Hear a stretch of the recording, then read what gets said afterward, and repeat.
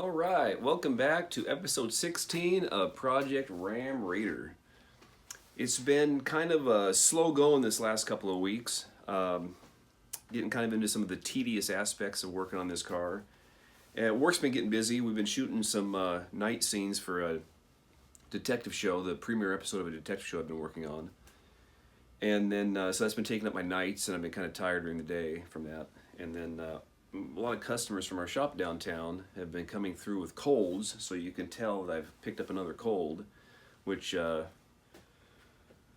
takes some of the enthusiasm out of coming out in the garage, so that doesn't help. And then my BMW sprung a leak. It had 2 inches of water inside the floorboards, so I had to look into that and figured out that what was leaking. And we've had some rain here the last week or so, and it ended up being a door seal. So I spent some time working on that car. But I have been out here a little bit. What I did on the Dodge Raider this last couple of weeks was painted the surround around the windshield, prepped it with some primer, put some paint on it, and it turned out really nice.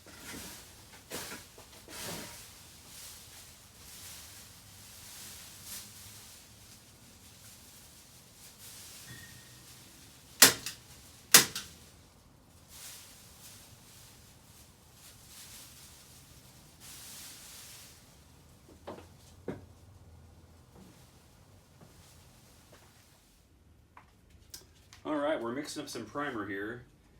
This is a PPG DP epoxy primer. This is what I use. It's a sealant for anything that you're going to paint on top of. So the layers you would do is do your body work, prep your metal, and then you lay down primer to seal the metal so it doesn't get wet or rusty or anything like that. It doesn't get contaminants on it. And then you do your body filler on top of that with maybe a sprayable primer, and then you sand it, block sand it, make everything straight, and then you use this reduced for a sealer before you put the color on. You put the color on top of your sealer. So it's about a 4-step process to paint a car. So this stuff you have to mix up. It's settled, the solids settle down here, so I'm mixing it up for a while. Then you mix 2 parts your primer with 1 part catalyst. Let it sit for half an hour, and then I'll probably reduce it a little bit. You reduce it 50% if you want to seal something. So I'll probably reduce it maybe 20%. Makes it a little easier to spray.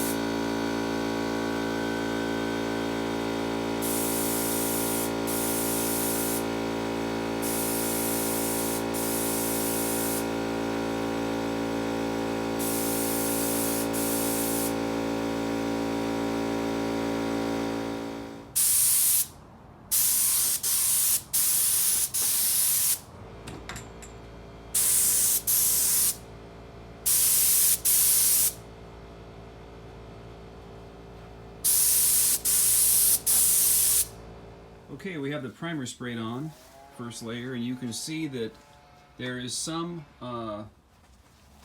difference in texture between the Bondo and the regular sanded paint. And it's not a texture that you can feel, but you can see it. So that means it may come through the paint when we spray it black. So what I'll do now is I'll color sand it. That means you're wet sanding with a piece of maybe 600 grit sandpaper with some water. We'll go ahead and color sand it and probably spray one more layer of primer just to be safe, because you don't want any of those blotches there to come through the paint. It may not, but I don't want to risk it.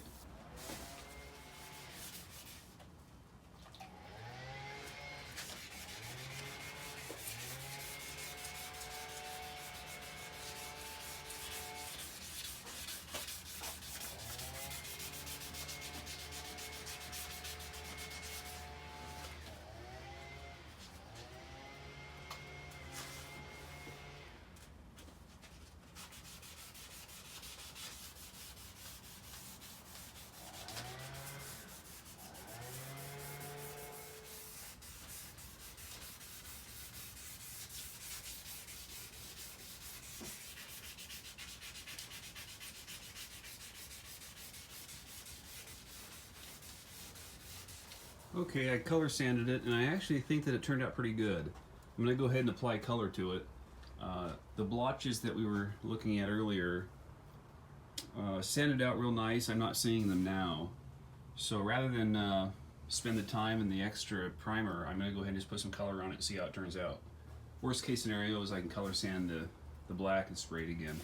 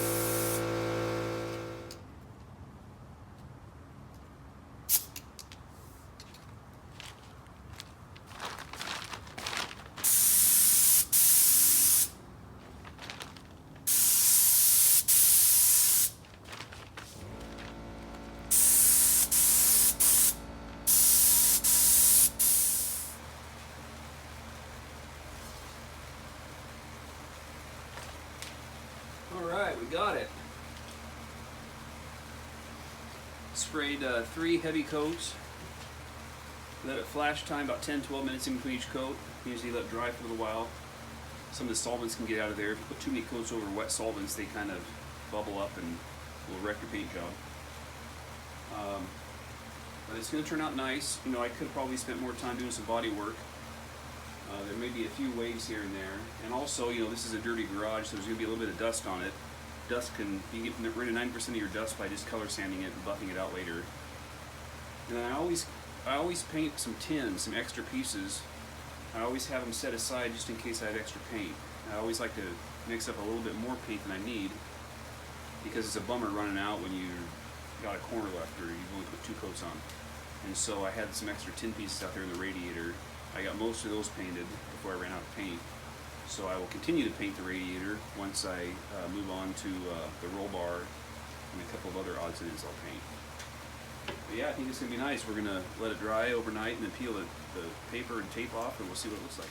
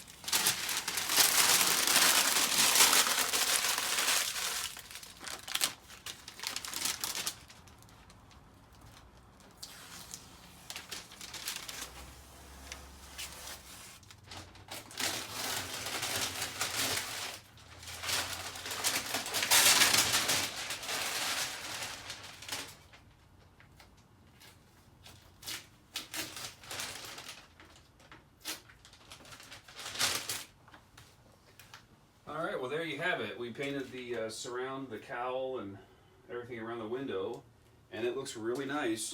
It's going to be quite a trick to match this with the rest of the body paint. I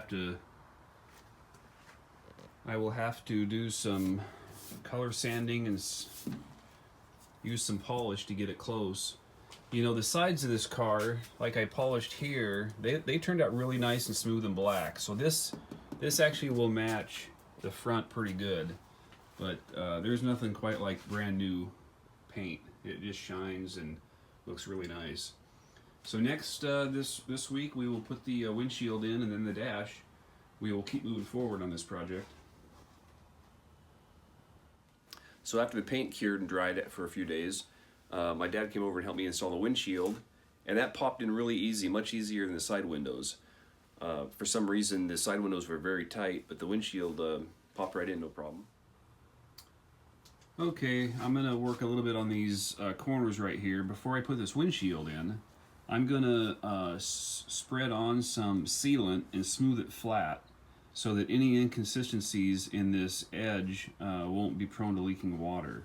Now the book calls for no sealant to be used when you put this weather stripping on. But this is a little bit suspect right through here, so I'm going to spread some sealant around these corners, and then we'll put the windshield on tomorrow.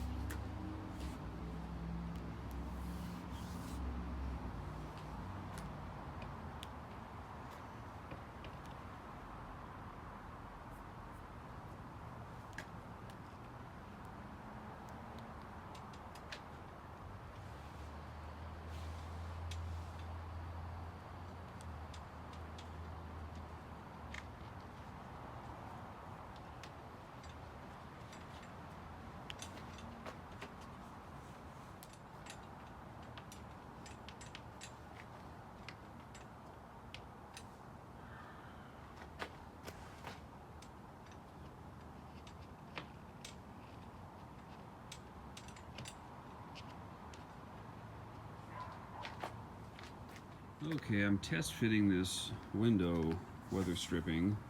I'm reusing the original to try to save a few dollars. I can buy a new one for about 60 bucks, I think it is, or something like that. But I thought I'd try to use the original. It looks like it's in pretty good shape. Now the book calls to put a bead of sealant between the glass and the weather stripping here. So that's what I'll do, is I'll run some sealant. I'll pull this back off, run some sealant around the inside groove there, and then put it back together. But it calls to be installed on the truck dry. This lip here will get inserted on the truck's frame without any sealant. So we'll see how that turns out. Right, we cleaned up our seal here for the window. We're gonna put some seam sealer where the window goes into this channel. We're using the 3M window weld, and then we will install the window.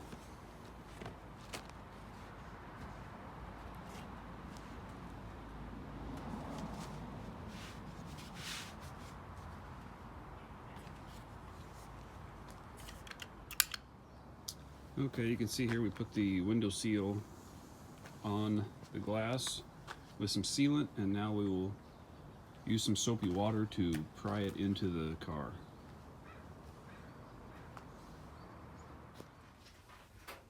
Okay, so what we're doing, you want to put this in that lower edge. Oh, I'm gonna get my arm out. Okay. Get a little bit better grip, okay. So we're trying to get that lower edge on there.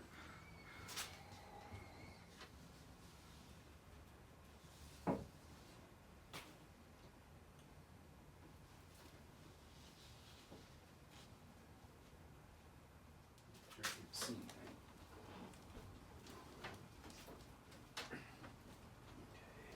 Okay, just push it down. There. Okay. Okay. So now what you're doing, you push against it. Mm-hmm.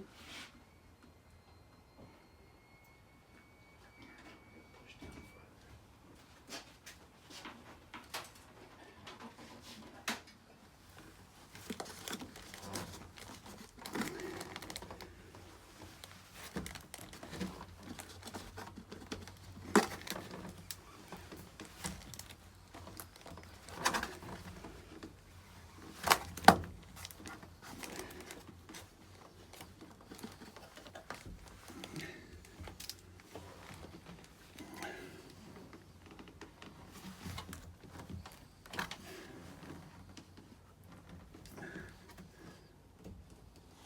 There we go.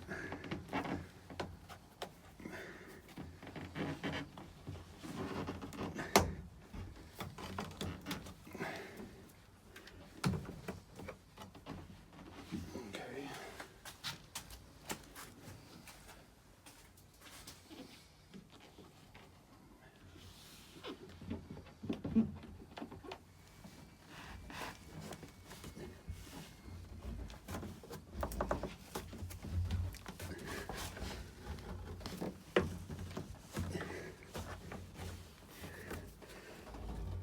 So there you have it. The front windshield is installed, and it went in really easy. In fact, it went in a lot easier than the side windows. The side windows were kind of a bear to wrestle in, but this one went right in, and now it looks like a really nice car.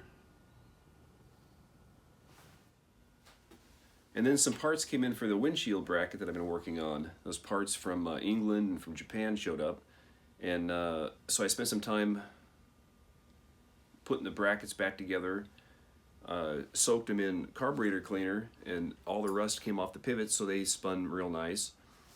So I put the brackets back in and tested the wiper motor to make sure that it didn't have a dead spot. All right, we're working on the windshield wiper arms and pivots. I soaked them in that oil that I talked to you about last week, and they both work fine now. And my parts came in. I got a couple of caps. These caps go on top of the windshield wiper arm, and it keeps the water off of the bolt that holds it together. And it sits on top of this whole assembly. So the pivot comes through the cowl, and then it has a nylon washer, and then the new nuts that came in. I ordered a couple of nuts because I cut the other ones off. And we'll goop a little bit of sealant around those. And so the combination of the nylon washers, this plastic cap, then you put the arm on there, and then this cap, all those together keep the water from going into that opening. What had happened is a couple of these things were missing when I bought the car, so water was just getting in there and rusting everything. So the parts came in, we're going to go ahead and put this back together.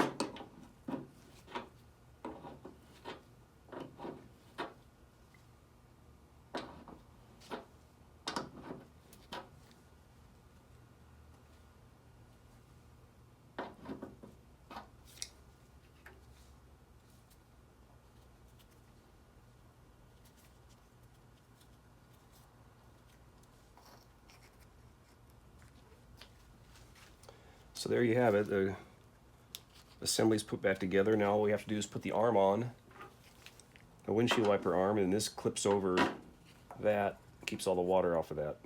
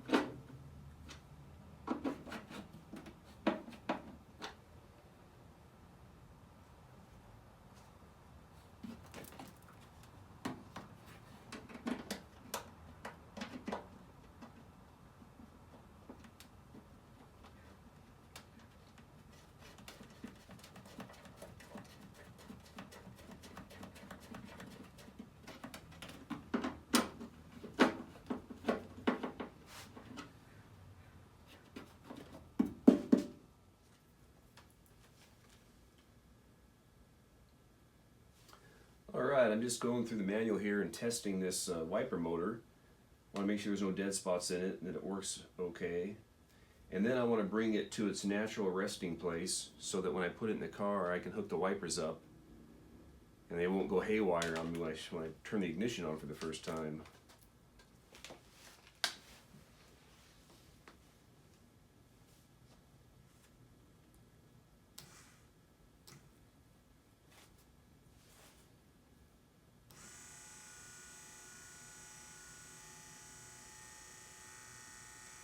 Well, you can see it works fine.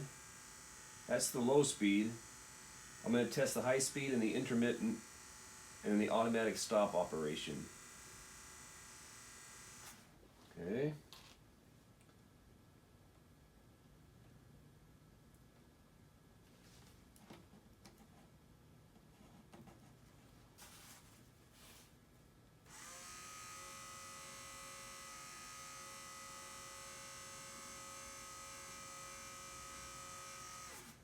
Okay.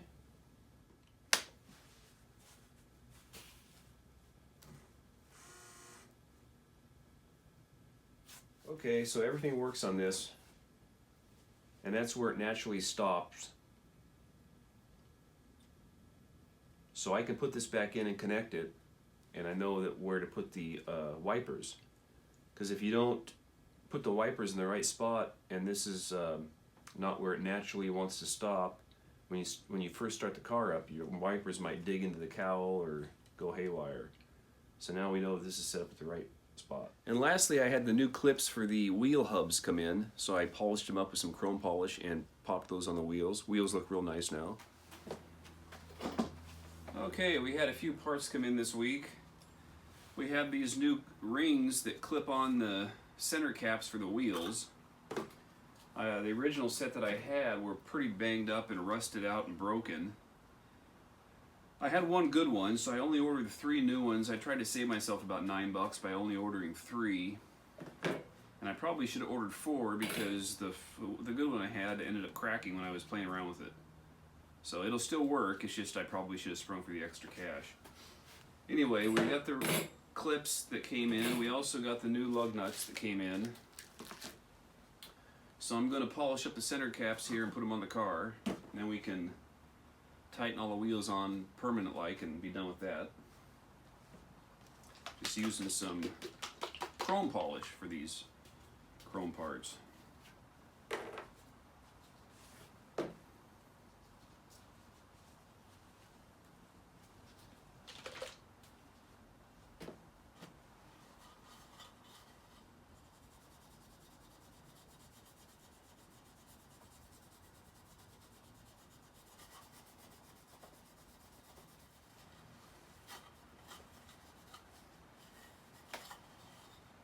Alright, there you go. I don't know if you can tell much of a difference, but after you polish them up, that plastic chrome center cap actually becomes pretty nice looking.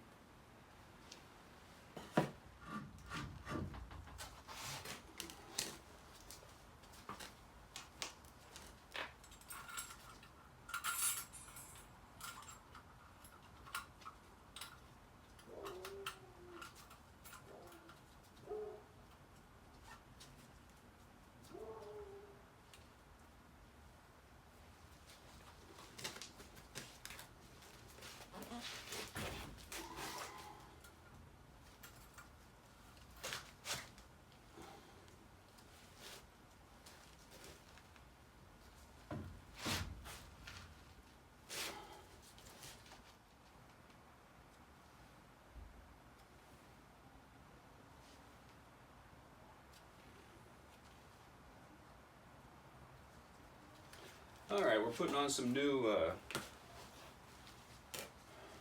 bolts here for some new lug nuts, and I'm just using some anti-seize compound so they don't rust up or cause issues.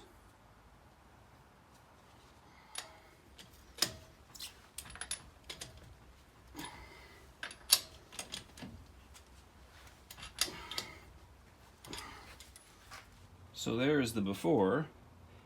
And there's the after. Looks a little bit more finished. Kind of hides that locking hub a little bit better. Looks like a finished wheel now. But aside from that, it's been kind of a slow going out here. Hopefully over the next week or so, I'll have some bigger projects. We're going to install the dash next. Got to sort out a little bit of wiring. But the dash will go in, carpets, and then we'll start tinkering with the carburetor and putting the last parts on the engine, hopefully to get that started here soon. So that does it for episode 16. Check back next week. We'll have another one for you. Bye.